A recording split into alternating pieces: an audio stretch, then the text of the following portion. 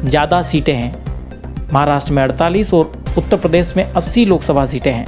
अगर 10 लाख की थ्योरी को माना जाए तो अकेले उत्तर प्रदेश में 240 सांसद होते हैं। वर्तमान में वहाँ पर 80 लोकसभा की सीटें हैं और 24 करोड़ की जनसंख्या है। अगर 10 लाख के अनुपात में अगर सांसद दिया जाए तो फिर अकेले उत्तर प्रदेश में 240 सांसद हो जाते हैं।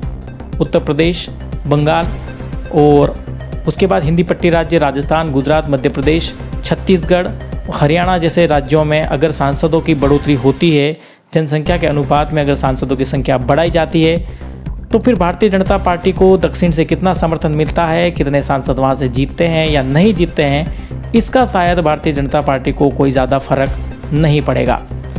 तो क्या 888 सांसदों के थ्योरी के पीछे कोई ऐसी सियासी रणनीति तैयार हो रही है कि उत्तरी भारत की लोकसभा सीटों में बढ़ोतरी की जाए और 888 सांसदों का फॉर्मूला तय किया जाए और उसके बाद अगर दक्षिण के हिस्से में भाजपा को कुछ हाथ ना भी लगे, फिर भी जीत की चाबी उत्तरी राज्यों से, जिसमें उत्तर प्रदेश, महाराष्ट्र, राजस्थान, छत्तीसगढ़, मध्य प्रदेश, हरियाणा जैसे राज्य हैं, वहाँ से भाजपा अपनी सियासी ताकत बढ़ा सकती है और लोकसभा के सदन में पहुंचने के लिए, सरकार बनाने के लिए कोई परेशानी ना हो।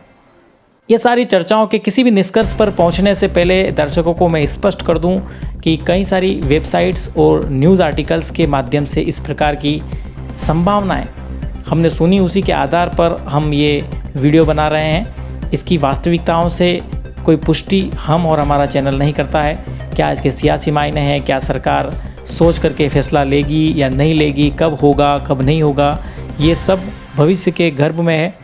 लेकिन जिस प्रकार से लोकसभा के सदन में 888 सांसदों के बैठने की व्यवस्था की गई है, इसके पीछे कोई न कोई रणनीति सरकार की अवश्य है और ये बात के सियासी संकेत तो ज़रूर नज़र आते हैं कि आने वाले समय में सांसदों की संख्या को बढ़ाया जा सकता है। ये अब 2024 के लोकसभा चुनाव से पहले होगा या फिर इसके बाद में होगा, ये तो आने वाला समय तय करेगा।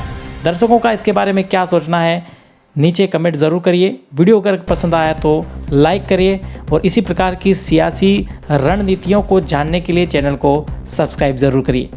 आपको बता दें कि राजस्थान विधानसभा चुनाव को हमारा चैनल कवर कर रहा है। आने वाले समय में तमाम सारे सियासी दिग्गजों के इंटरव्यूज़ आपको इस चैनल पर देखने को मिलेंगे, तो चैनल को सब्सक्राइब ज़रूर करिए और देखते रहिए हमारा शो खबर आप तक। आपका दिन शुभ हो। धन्यवाद।